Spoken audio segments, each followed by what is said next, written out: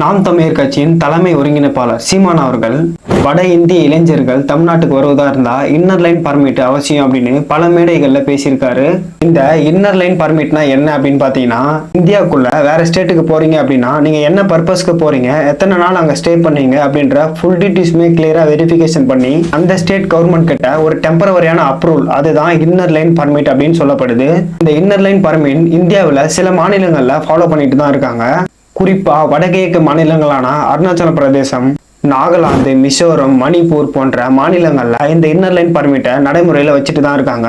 தமிழ்நாட்டுக்கு மட்டும் இல்லாதது ஏன், இதனால தமிழக மக்களுக்கு பல பிரச்சனைகள் வருது அப்படின்னு சீமான் அவர்கள் பல மேடைகள்ல பேசியிருக்காரு.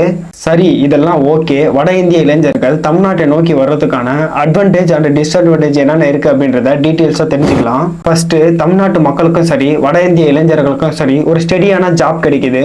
பல MNC company, manufacturing, textiles, automobiles போன்ற நிறைய கம்பெனிஸை தமிழ்நாட்டில் பிளேஸ் பண்றாங்க. சரி, இதனால நம்ம நாட்டு மக்களுக்கு என்ன பயன் அப்படின்னு பார்த்தீங்கன்னா, அடிப்படை வசதி, தடையற்ற மின்சாரம், சாலை வசதி, குறைந்த செலவிலான பொது போக்குவரத்து, இது எல்லாமே நமக்கு ஃபாஸ்டா கிடைக்குது. இது மட்டும் இல்லாத வட இந்திய இளைஞர்களுக்கான ஜாப்புமே ஃபுல்ஃபில் ஆகுது. எக்ஸாம்பிளா, பீகார்லேருந்து ஒரு 20 பேர் நம்ம தமிழ்நாட்டை நோக்கி ஜாப்புக்காக வராங்க அப்படின்னா அவங்களுக்கு தேவையான அடிப்படை வசதிகள், 3 வேளை சாப்பாடு, தங்குறதுக்கான ரூம்ஸ், நிம்மதியான வாழ்க்கை, மாசம் கடைசியில் சேலரி அப்படின்னு எல்லாமே அவங்களுக்கு பெனிஃபிட்ஸா இருக்கு. இது மட்டும் இல்லாத தமிழகத்துல தாபா, ரெஸ்டாரண்ட் போன்ற நிறைய உணவு விடுதியிலுமே தங்கி ஒர்க் பண்றாங்க. ஃப்ரீடமான ஒரு வாழ்க்கை. அவங்களுக்கு ஒரு ஃபெஸ்டிவல் அப்படின்னா அவங்க ஊருக்கு ஈஸியா போயிட்டு வர்றதுக்கான கன்வீனியன்ட் எல்லாமே நம்ம தமிழகத்துல கிடைக்குது. இவ்வளவு நடக்கிறதுனால தமிழ்நாட்டு மக்களுக்கு ஸ்ட்ராங்கான பொருளாதார வளர்ச்சி இருக்குது அப்படின்னு சில ஆய்வுகள் சொல்லப்படுது. சரி, இதெல்லாம் ஓகே. வட இந்தியர்கள் தமிழ்நாட்டுக்கு வந்தாங்க அப்படின்னா தமிழ்நாட்டு மக்களுக்கு டிஸ்அட்வான்டேஜ் என்னென்ன இருக்குது அப்படின்றத இப்ப பார்க்கலாம். பெரும்பாலும் சென்னை சிப்காட் பகுதிகளில் உள்ளூர் மக்களுக்கு வேலை இல்லாத போற ஒரு நிலைமை ஏற்பட்டிருக்குது. வட இந்திய இளைஞர்கள் ரொம்ப லோயஸ்டான சேலரியில ஒர்க் பண்றதுனால நம்ம நாட்டுடைய இளைஞர்களுக்கு வேலை இல்லாம போகுது.